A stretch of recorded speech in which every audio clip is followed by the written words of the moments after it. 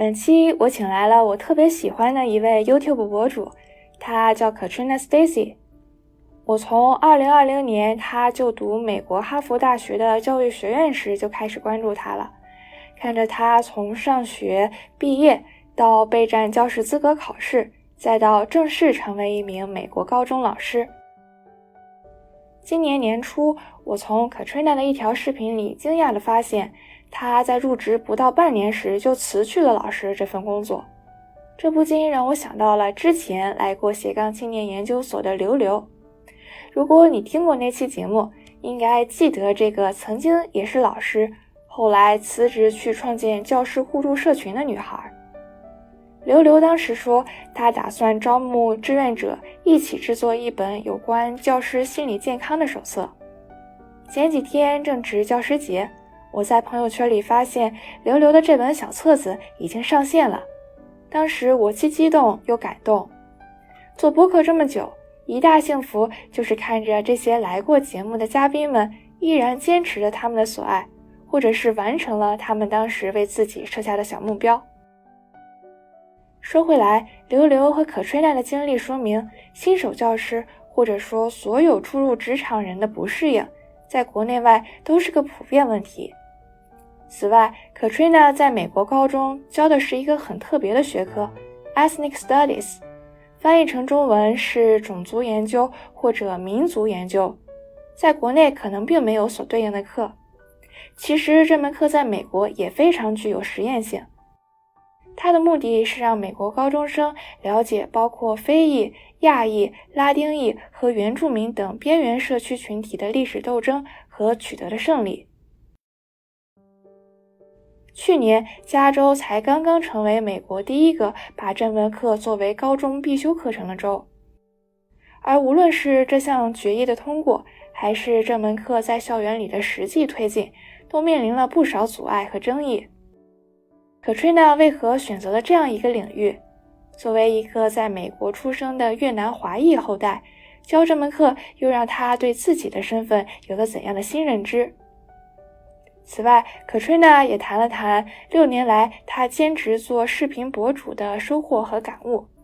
在一个老司机的眼里，什么样的自媒体最具有魅力和生命力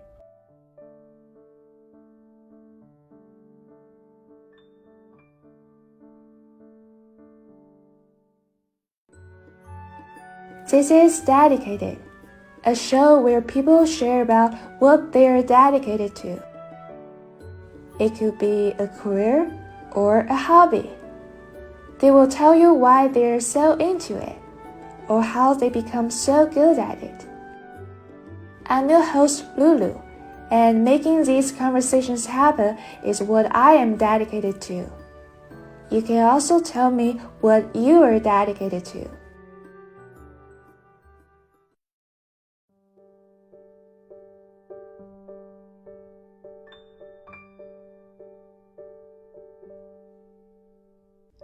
Katrina is a new teacher, and she teaches ethnic studies, which is a new high school requirement in California.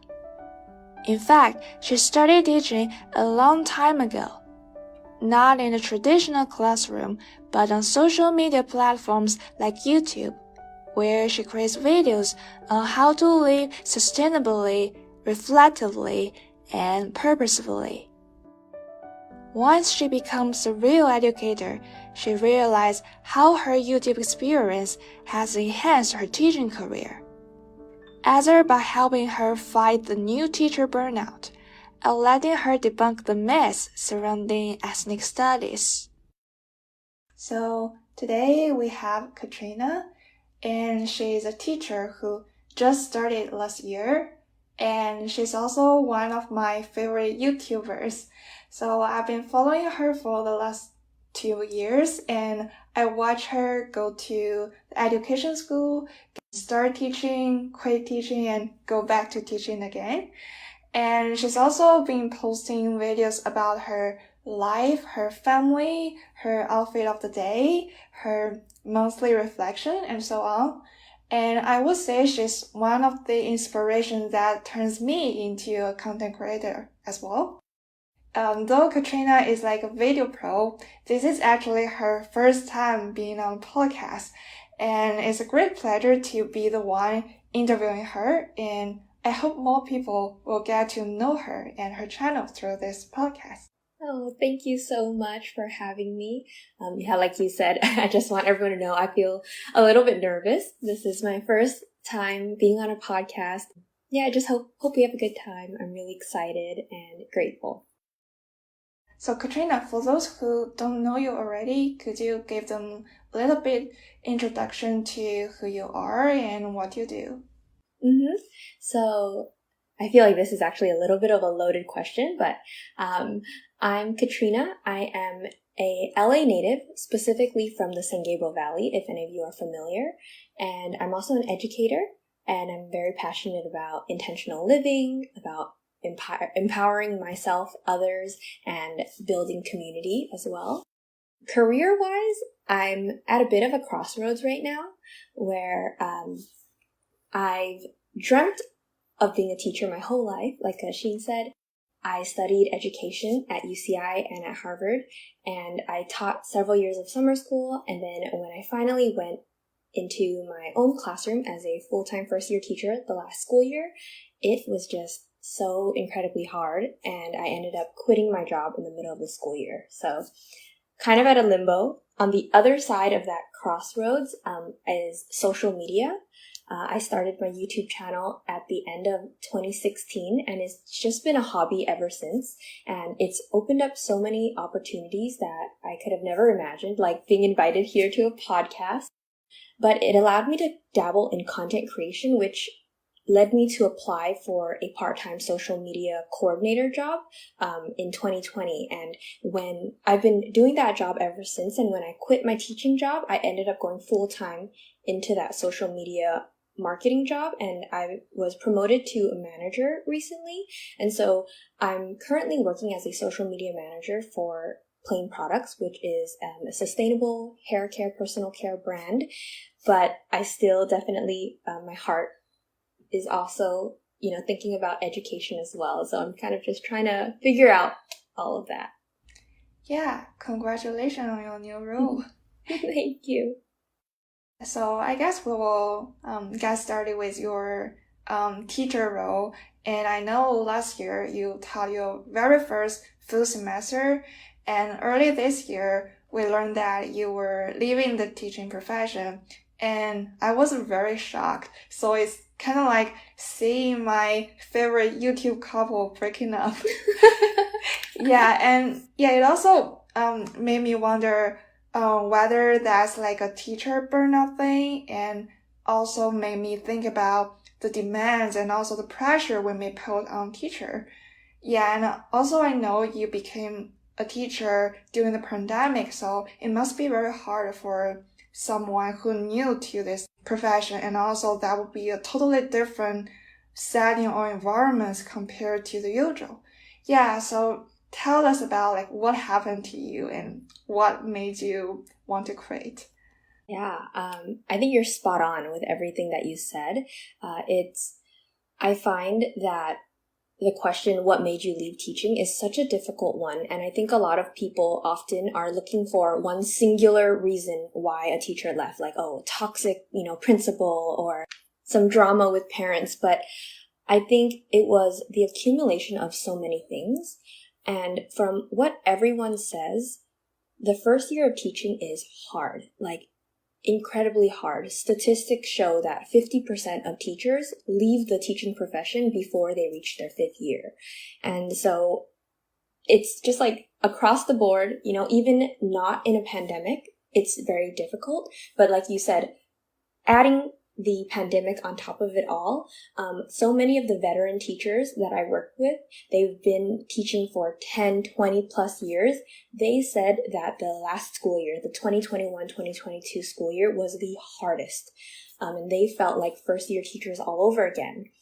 And I think it's important to know, I think, that I was not planning on leaving in the middle of the year. Like, I never thought that I would leave my job. And just like you said, that you felt like it was watching, your favorite YouTube couple break up, I felt devastated when I even started to consider that I was unhappy at this job because, like I said, it's been something that I've been dreaming about and working towards for so long. And it was such a difficult ride to even, become like credentialed as a teacher, to go through grad school, and to think that, my goodness, I can't even make it through my first year. I just felt like a failure. I just felt so confused because I wasn't sure, was it me? Was it the school? Was it the profession? Was it, like the timing, the pandemic? I just wasn't sure what to attribute the hardship to. I just knew that I was having such a difficult time. But when I look back, I do think that a lot of it was burnout.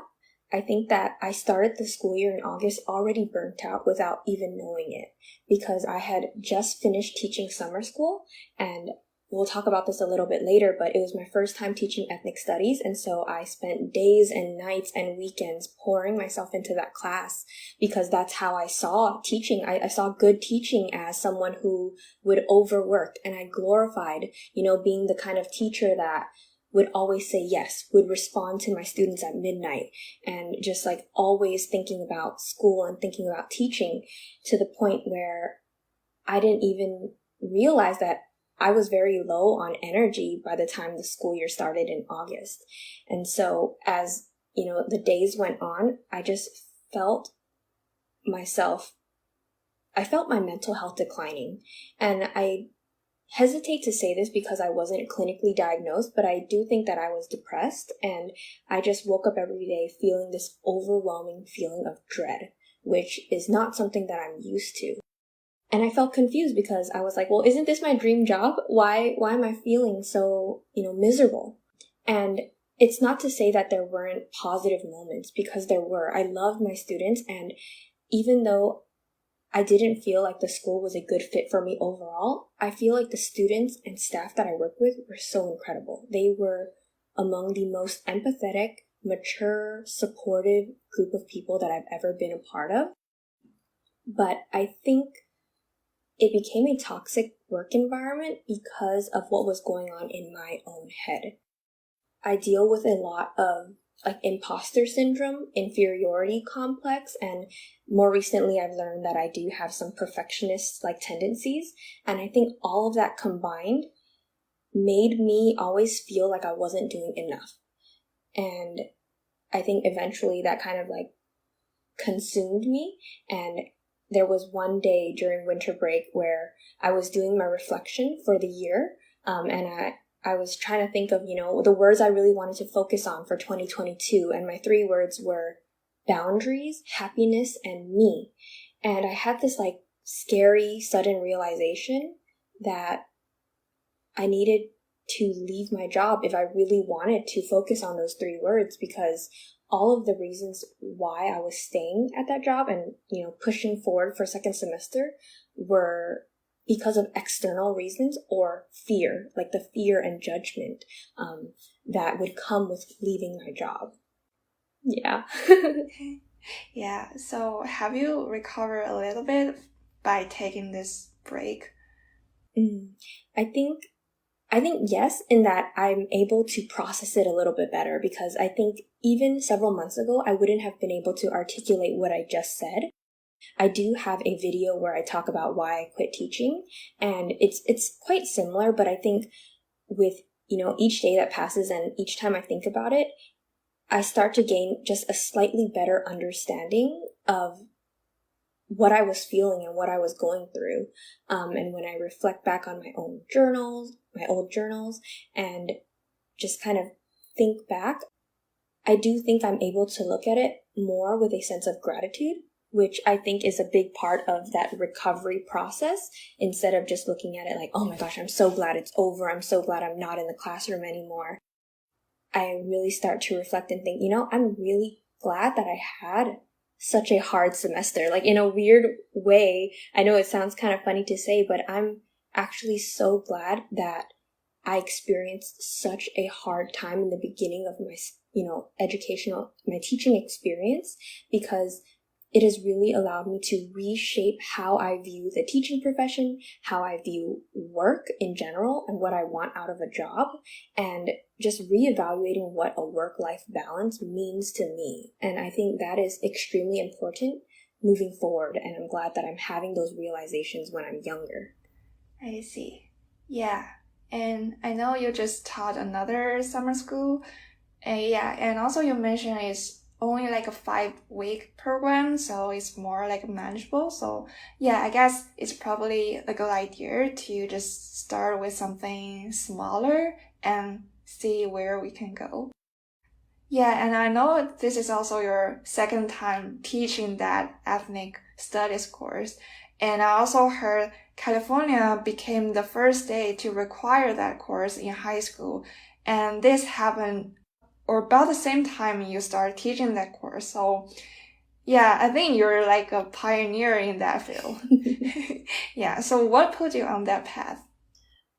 So just to give a little bit of context about how like the teaching, system and hiring works is that if you get your credential in secondary schooling, which is a single subject, you can only teach subjects in that field, that category.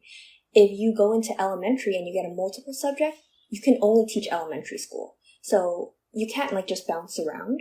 And because my credential is in secondary social sciences, that covers all things like US history, world history, government, economics, and now because ethnic studies is that new course, it is grouped in the umbrella of social sciences. And so my credential allowed me to teach ethnic studies.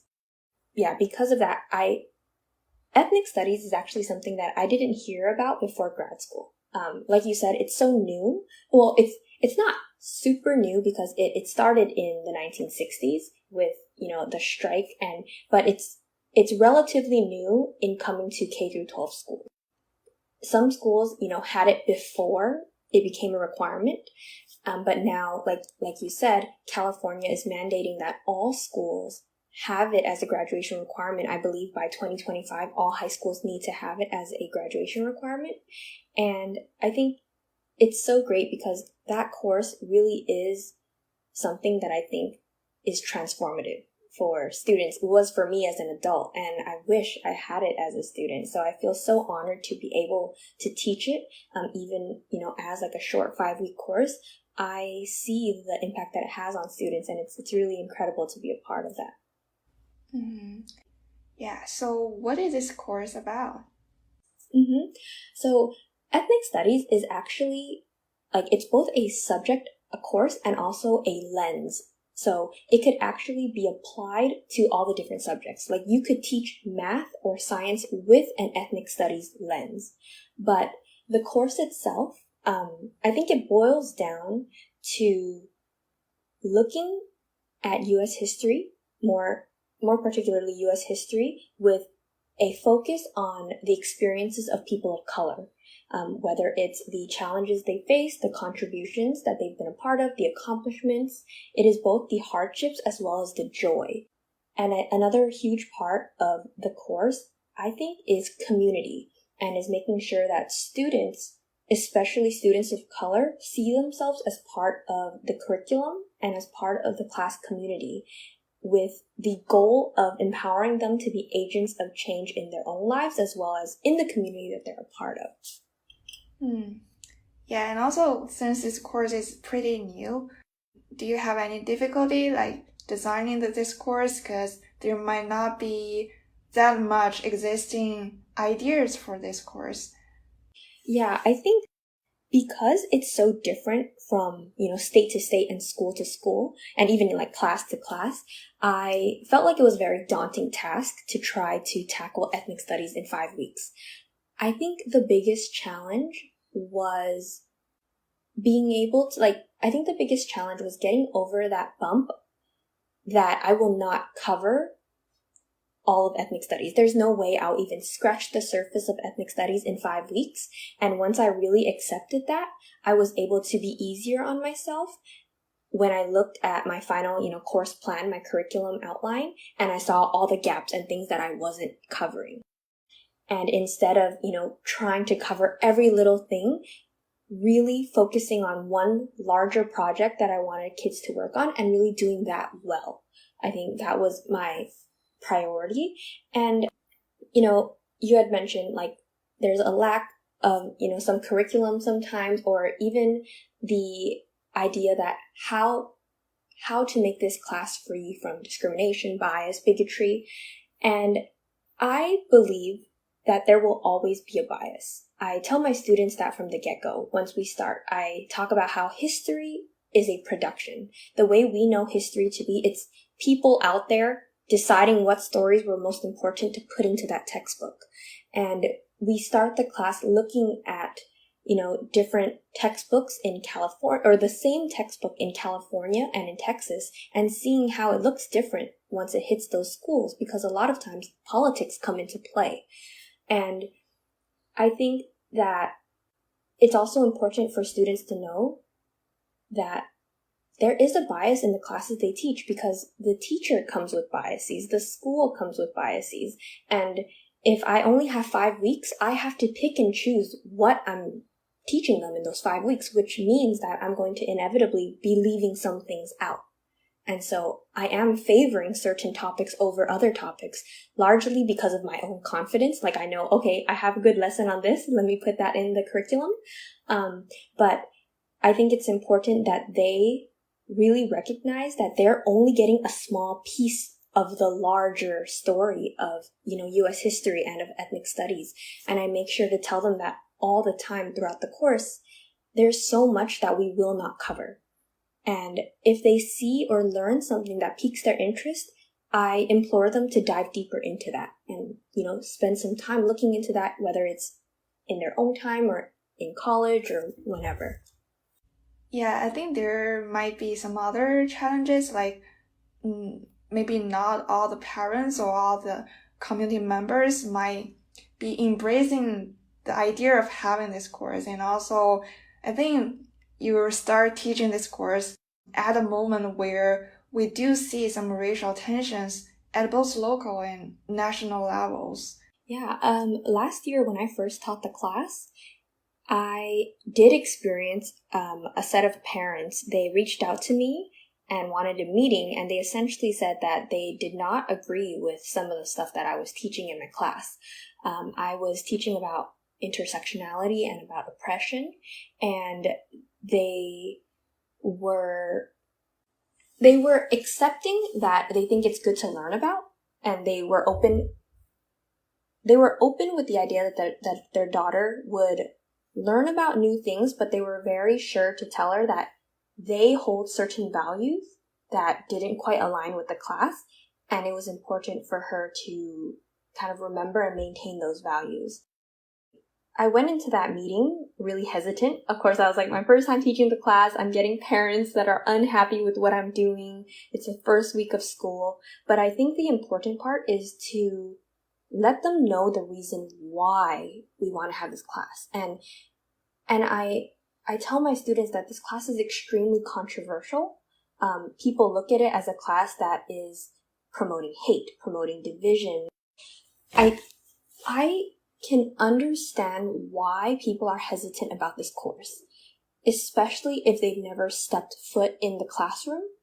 Just the idea of it could be so new and foreign that even my parents, and when I talk about the course to them, like they're not quite sure why it's being taught. And I think it's the culture of things have shifted a lot in the past decade, even since I've been in high school. I don't necessarily think that this class would have been received well by all of my peers 10 years ago. So I think it's really important to not be super defensive when talking to, parents or people who are against that course, which can be hard. Like I definitely come out with some sass sometimes when I'm talking to people who are commenting hate comments on the internet. But if they are, parents or students that are genuinely just like concerned, to listen to their concerns and to try to debunk the misconceptions they might have about the class.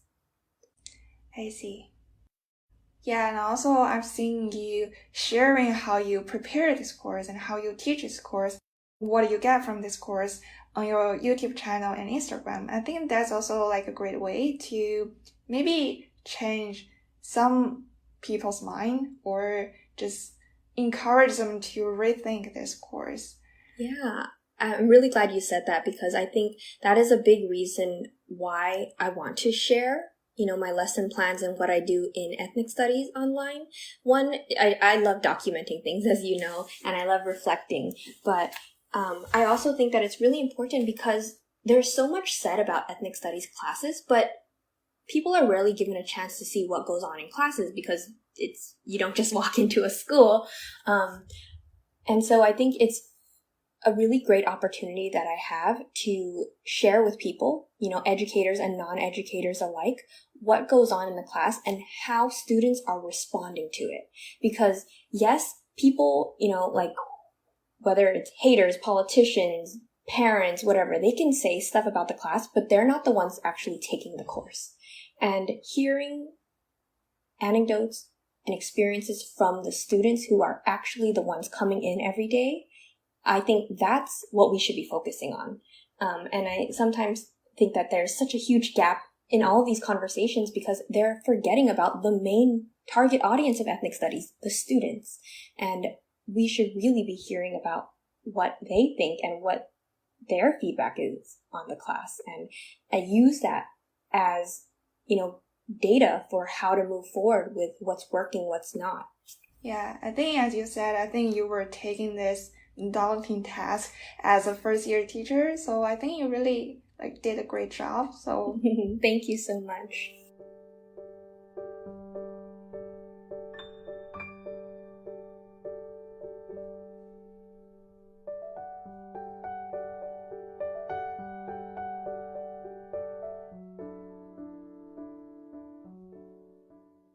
Yeah, and also I know at the end of the class, the student will also accomplish their own project.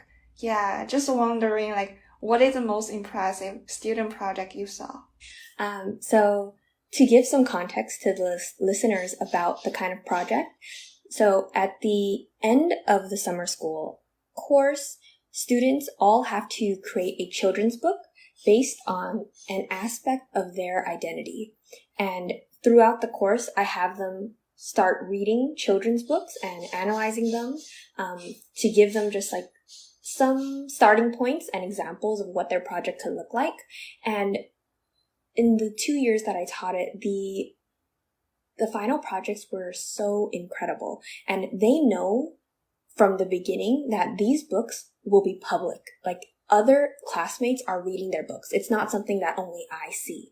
And so that adds this additional layer of anxiety, I think, because a lot of times when we go to school, we just do our work and then we submit it to the teacher, but we don't have our peers reading, our work. And especially when it's a story, it's already first scary to share your writing with people, but to share your writing about yourself is extremely terrifying. And so I'm so, so proud of my students for opening up, being so vulnerable. And it's hard to say one, project because so many of them are so impressive. I've gotten topics from students talking about gender identity to sexuality to their culture and embracing, being Asian American and learning their native language to being an immigrant student and coming to the United States from China and just how hard it is to learn English and to feel different, to stories about body image, stretch marks, being overweight, being judged by your family members or your peers, to some stories that were written completely in Spanish with subtitles. I think it's so amazing to see the wide range of projects that students come up with, and especially amazing to see the way that their peers respond to their stories and the ways that they relate to each other, or in the ways that they've learned something new about someone, sitting in their class. And I think it's such a beautiful thing to see them immersed in those books. Awesome.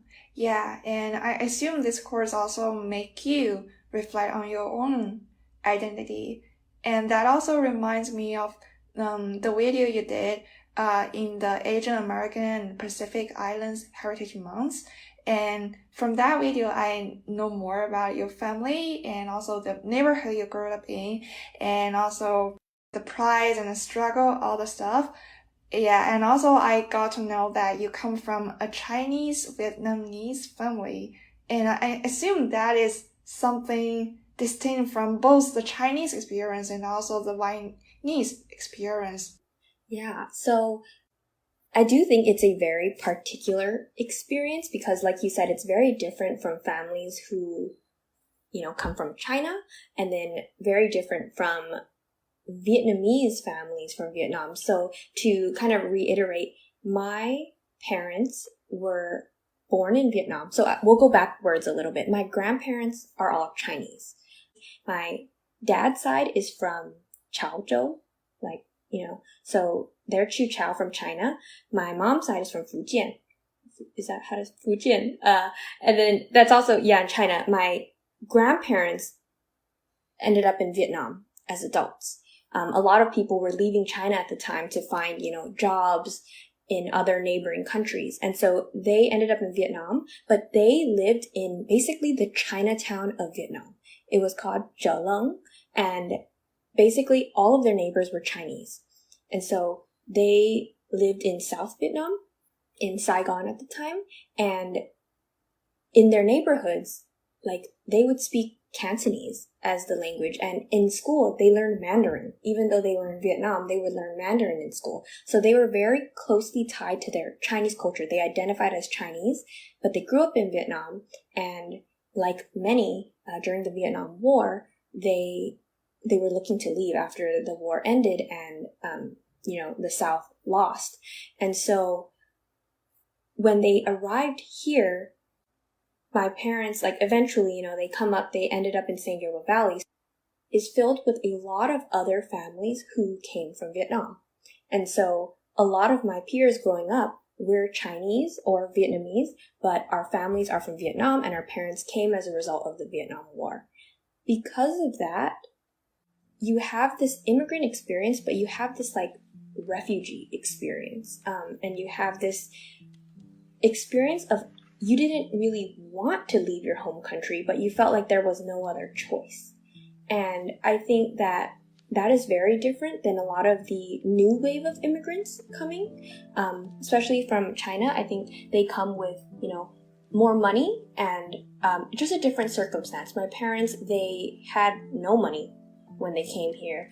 They were on welfare, they have really big families. And so for them, life was not about chasing your passions. It was very much about go to school, get a job, and then you provide for the family, because my grandparents were too old to really get jobs and they didn't know English. So I think it kind of puts me in a weird kind of generation, because I wouldn't say I'm second generation, because my parents are not quite first generation, but they did grow up and, spent their teenage plus years in America.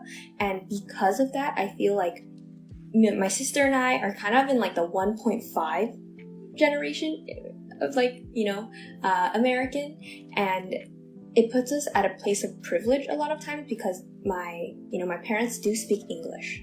They did grow up here. They came here when they were 14, 15, and so they did experience going to school. My mom went to Cal State LA, and so even though there was not a lot they could help us with, compared to some of my friends whose parents came when they were, let's say, 20 or a little bit older than that, they didn't get to go to school, and it just puts it at a different experience, because they don't know English. So my friends have to speak to their parents in Chinese.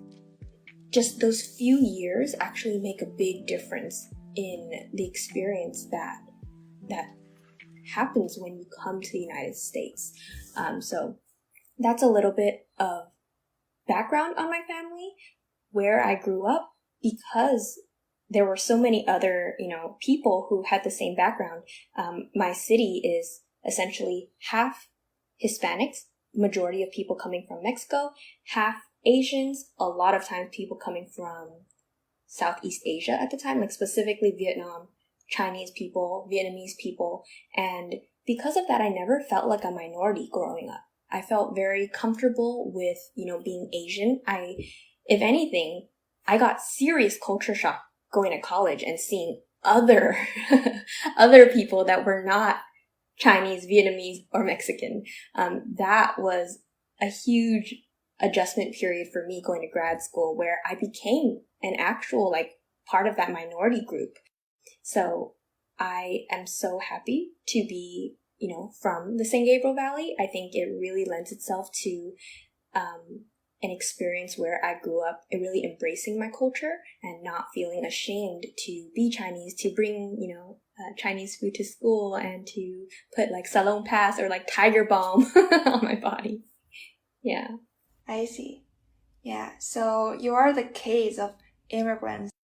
You must know how overwhelming that can be when navigating such an identity. I think you might feel split between multiple history narratives, and sometimes it can also be hard to identify with some of those narratives. So I'm also wondering, when you have kids, what would you like them to learn about the Chinese side of their identity, and what would you teach them at home? So I think I get a little bit sad just thinking about how every generation is a little bit further from, that the language, the cultural background and history. But one very, very, I think, important and big thing is that my boyfriend, we went to school together. He's also Chuchao. And so we happen to speak the same dialect. He's half Chuchao, half Cantonese. And his parents are also from Vietnam, in that same area, that same, situation. And so we have a lot of similarities. And sometimes when we're out, we do just all of a sudden start talking in Chuchao with each other. And so I think that is something quite rare for, an ABC, someone born in the United States. And I'm so grateful to have him as my partner, because when he goes to my family or I go to his family, I don't speak Cantonese very well, but I can understand a bit of it. And so we're able to communicate with each other's families. And I think that's a huge reason, why I have faith that our culture will at least sprinkle a little bit towards the next generation, because we both want kids to be able to speak some Chinese language. And so I think I have this dream, that they'll be able to speak Chuchao, Hokkien, Cantonese, Mandarin, but I think it's impossible, because I don't think a kid can be more fluent than their parents, and none of us, Ryan and I, are not fluent. And so it'll be hard, but I do think that I'm quite Asian for an ABC. I'm very Asian grandma. So I think that if anything, I will be the one with some of those Asian mom tendencies, kind of saying oh, don't eat this, 上火, or whatever.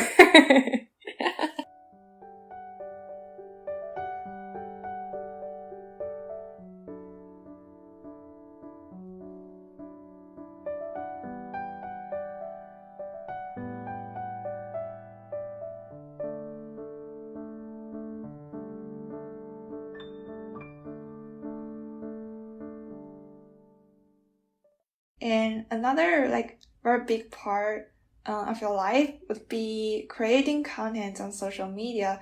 And I know you've been doing that for almost 6 years. Yeah, so what kind of contents do you enjoy the most? And what do you think makes your contents unique? Yeah, when you said that I've been creating it for almost 6 years, I got kind of mind blown, because I know that that's true, but it sounds so long. And it's kind of amazing to just see that I've been continuing to do this, because it started out very much on a whim. Okay, I'm going to act like I'm famous when I'm not, and make a fun little video. But I really have kind of, I think, shifted my focus with my content throughout the years, even if it's kind of subtle to my viewers. But I think for me, I started off very much with that, like I said, I named it Project Aleph when Project acting like I'm famous when I'm not, where I would just do whatever. I would take pictures, just do anything, makeup tutorial, even though I know I'm not good at makeup, or like try to cook in the kitchen, even though I know, I'm not a good cook. I was very much into like, let's celebrate mediocrity, and like, I don't need to be that good at things. I should just do it because I want to do it. So I started off very much keeping it surface level in that I wouldn't share my actual thoughts. I would share things I learned in class, or I would share a picture of myself or a video where I'm like giving recommendations for, products.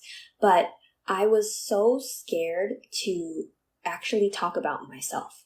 I was scared to share my thoughts just because, again, I deal with a lot of this like anxiety and this insecurity and, what do people think? How do people perceive me? And I think it was mainly like people probably don't care. Like, does anyone really want to know what I'm thinking?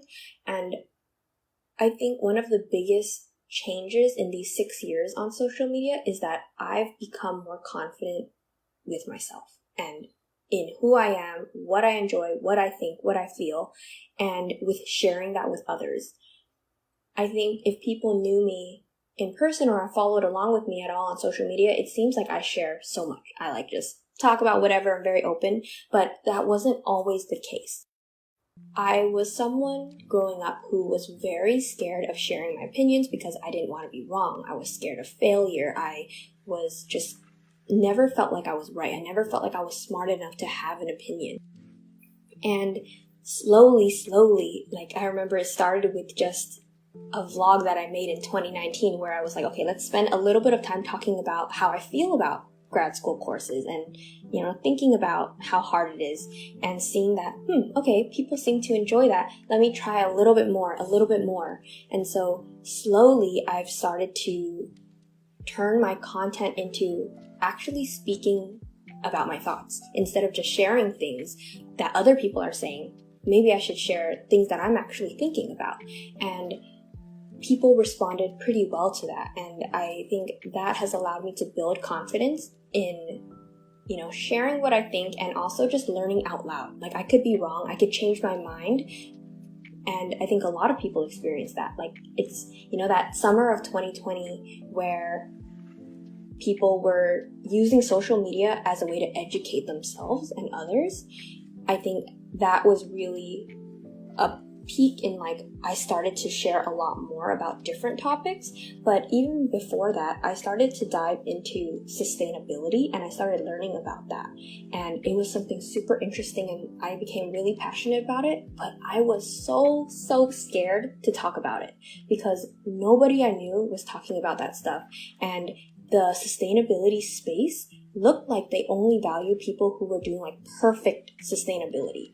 And I felt so much tension and cognitive dissonance with that journey and just so much fear around, are people going to point out all the ways in which I'm not perfect and all the ways in which I'm, like driving a car, doing this, doing that. But eventually I like built up that courage to post like a sustainable holiday gift guide. And again, it seems like such a playful video, like, oh, let's talk about some products for Christmas. But I was so nervous, like, to make that video. And again, like with every step where I'm super scared, but I do it anyways, I start to build a little bit more confidence in what I'm doing. And to see like that people respond positively to it also really helps. And so now I'm at a point where I just share a lot on social media. My monthly reflections, as you said, are literally like 20 minutes of me just sitting there talking about myself and what I think, and what I've been up to. But I learned that people actually really resonate with that kind of stuff. And I realized that that's also the content that I like to consume as a viewer. And so I think with social media, my favorite content now is to really just be honest and authentic with what's on my mind. And I love communicating and engaging with my audience. So something that I do on Instagram every week is I do a weekly Dropbox in my stories where I basically just allow anyone to drop a question, content request, any thought. And some weeks I'll have more stuff and some weeks I have less. But that is something I truly look forward to. And I commit to it like it's my job, where I'll be thinking so hard. I craft up the story, but it really makes me just feel so honored that people are, taking the time to ask such great questions and that they care enough about what I think. And so I think that, that's something that I really love to create. Yeah, I was about to ask you, what do you think is your superpower as an influencer, as a content creator? And for me, I think it's you being open, being honest, and being authentic. Yeah, I think that's really help you build rapport with your audience and let them feel resonated with you. Thank you. I know my not superpower is that I am very bad at being concise. And so I just ramble on and on, whether it's, in my videos right now or even in my captions, to the point where I change my Instagram bio and it says long captioner.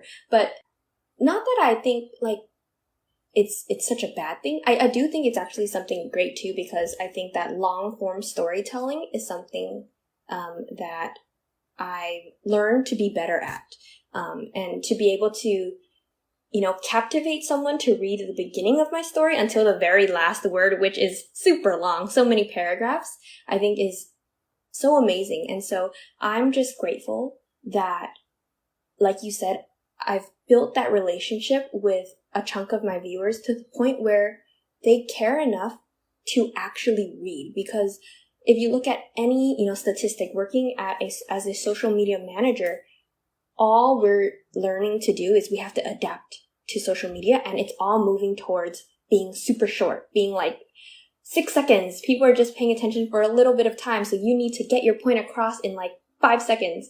And for me, that is such a challenge, because I feel so many of the thoughts that I have, it's impossible to cover it in a few seconds. I have to really flesh it out. And sometimes the only way to do that is to have a longer conversation, or put it into a longer video, or even, right now having this conversation. And so I just feel really grateful that people are there for my longer storytelling. And I think with that question that you said, what makes your content unique? I do feel the way I add in my own experience with things and just adding that touch of authenticity. I feel that word is thrown out so much, be authentic, be authentic. But I do think that being transparent, being open, and just not being perfect. My new motto for my social media is intentional and imperfect. And that just rings true for so many, facets of my life. I think I try to be as intentional as I can be. I'm nowhere near perfect, but I think that that's what makes it relatable, is that I'm okay with sharing my struggles and sharing that I'm super lost and confused and just trying to figure it out, because I think we all are.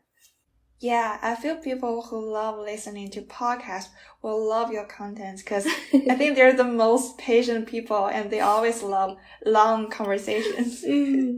Yeah. Yeah, and I feel your life is also changed by doing this on YouTube, because I assume you also start to pick up some more sustainable lifestyle, right?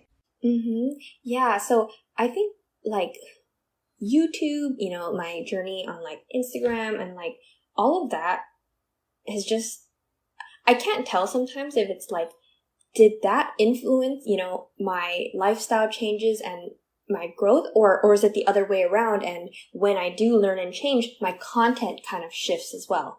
I think it probably is both ways, but I do think that YouTube and social media in general has allowed me to see that the classroom and my professional life is not the only place that I can make an impact. And I think that it was especially important for me as I was, gearing up and like after I quit my job was to not feel like an absolute failure, because there are so many other things that I knew I'm also passionate about. Like I love making a YouTube video, but while I was teaching, I didn't have the time or the energy to do it. And so just to know that I actually do have a hobby, because for the longest time growing up, I hated when people asked me, what's your favorite hobby? Because I was like, well, I can't tell them that, I just like to take pictures, but I'm not like actually into photography. I just like to take a million pictures or like make random videos. And now I just feel like this is my hobby, because when I have free time, I love to, open up a Dropbox or like post something on my story. And it might seem weird because it's like, okay, social media is your hobby, but I think in many ways, like creating content and then engaging with people truly is something that brings me a lot of joy. And I think that's a huge reason why I'm able to even do this 6 years later, because this is not something that is bringing me like money or anything. Like, yes, there will be a little money here and there, but it's definitely not like equivalent or even close to the time I put into it. But because it's something that I truly enjoy, that has been sustaining me so far. And I'm really grateful that it has just allowed me to find out, what I do enjoy, to be able to put myself out there and to build that confidence in myself, and to also just document snippets of my life, because I've always been someone who likes to like document things, but to have so much content, whether it's like travel vlogs to reflections, I feel like I'm able to kind of go back in time and relive. And I'm someone who ruminates and relives the past a lot. And so I always say that I'm the one that watches my videos the most. And I'm just so grateful that I have all of this like memory, like all these memories to go back to.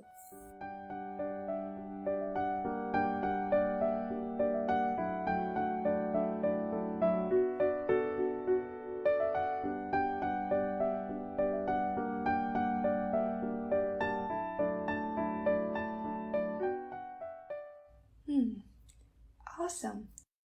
Thank you so much for being on the show. Yeah, and I encourage everyone to take a look at Katrina's channel and her videos, and you will find out how amazing she is.